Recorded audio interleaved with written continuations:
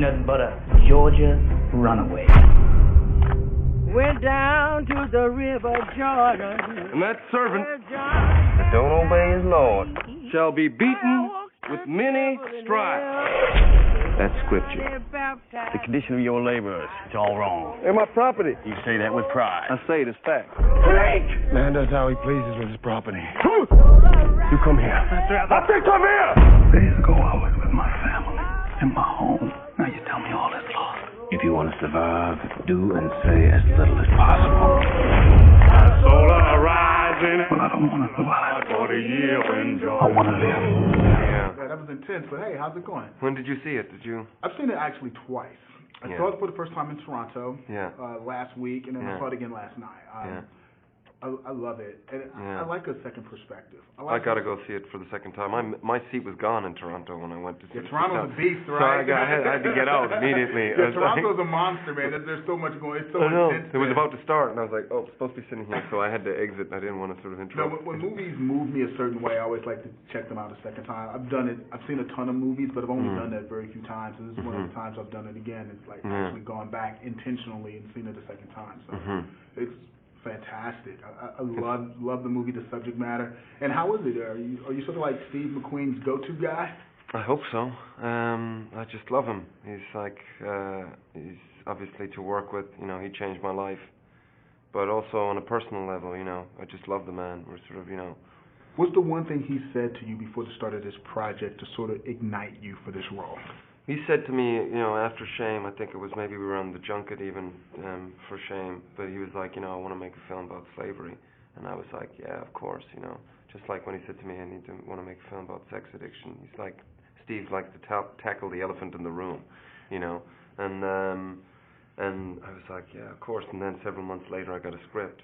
And so I read the script. And I was so moved by the end of it. I called him up, and I wanted Epps, you know. I was like, oh, I hope I can get to play Epps, you know. This is an important story, and I want to play an influential part in it if I can.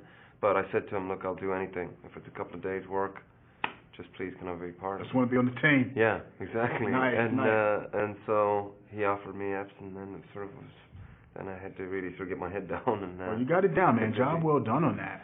Now, how much did you know about the institution of slavery in America before you tackled this project?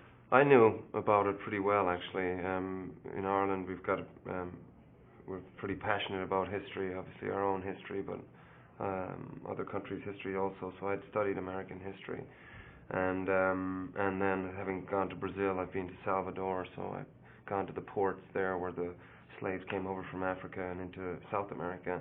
So I was pretty well versed on it already. But then I had never heard of Solomon Northup, and I've never heard of this book, which was amazing.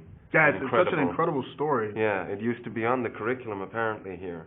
So well, not with any luck, it'll come back. Yeah, hopefully it comes back. But well, yeah, it wasn't in my school. But yeah, I guess in limited variations, some school districts had it, some didn't. But yeah, I discovered it recently as well. Yeah, and you know, if this film does anything, it would be great if that could reinstate it into the curriculum.